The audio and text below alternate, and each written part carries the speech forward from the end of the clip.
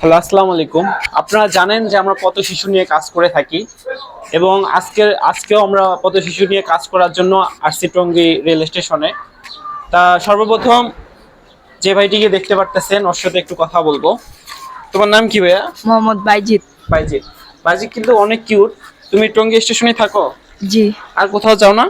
এয়ারপোর্টে যাই। কমলাপুর যাও না? জি, অনেক জায়গায় যাই। অনেক জায়গায় যাও। আসলে ওরা ঘুরতে অনেক ভালোবাসে, কারণ এরা এক গ্রুপ থেকে আরেক গ্রুপ, এরা এক জায়গা থেকে আরেক জায়গায় স্টেশন দিয়ে যায়, মানে ট্রেন দিয়ে যায়, এদের কোনো যাতায়াত ভালো লাগে না। তা তুমি খাইছো সকালে? না। সকাল থেকে খাই নাই ভাই।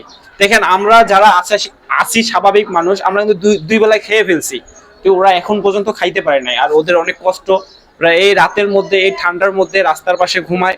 আপনারা বিশ্বাস করবেন না ভাই, আপনারা যদি ওদের পাশে একটু দাঁড়ান, হয়তো বা এই পথে শিশুগুলা ভালোভাবে চলতে পারবে। তাদের যদি একটু কর্ম ব্যবস্থা করে দিতে পারেন, হয়তোবা তারা আজকে স্টেশনে আছে, রাস্তায় আছে, হয়তোবা তারা একদিন ভালো কিছু করবে, তাই না? তোমরা যে স্টেশনে থাকো, তোমাকে কি মারে? জি, অনেক পুলিশ আছে, ঘুমাইলে সকালবেলা বাড়ি মারে, আবার একদিকে বয়ে থাকলে বাড়ি মারা পাঠায় দেয়। তোমার বাড়ি কই? দেশের বাড়ি মাইমিসিং। ময়মনসিংহ কোথায়? সুরহাই গ্রাম, বাবুখালী। তোমার বাবা মা আছে? আমার আব্বু মারা গেছে, আম্মু বিয়ে হয়ে চলে গেছে। আমার একটা ছোট বোন আছে। তুমি এখানে তোমার ছোট বোন নিয়ে থাকো না একা থাকো? একাই। আমার ছোট বোন আমার খালার কাছে থাকে। কতদিন ধরে থাকো এই টঙ্গী স্টেশনে? অনেক দিন, ছোট থেকে বড় হয়েছি। টঙ্গী স্টেশনে? জি। দেখেন ভাই, ওরা এই ছোট থেকে যুদ্ধ করে এই পর্যন্ত আসছে, তাদের তাহলে কষ্টটা বোঝেন ভাই। কষ্টটা বলে বোঝানোর মতো না।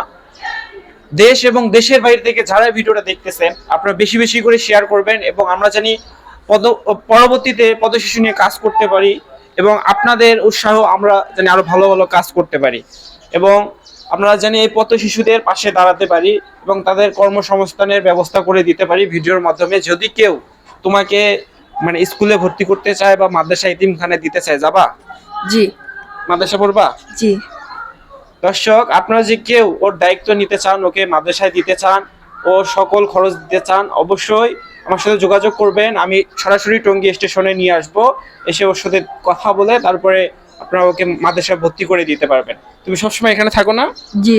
এখানে থাকো? মাঝে মাঝে এয়ারপোর্ট যাই। এয়ারপোর্ট যাও? জি। আচ্ছা, ঠিক আছে, ভালো থাকবেন, সুস্থ থাকবেন, ভিডিওটা বেশি বেশি করে শেয়ার করবেন। আমরা জানি পথ শিশু নিয়ে আরো কাজ করতে পারি।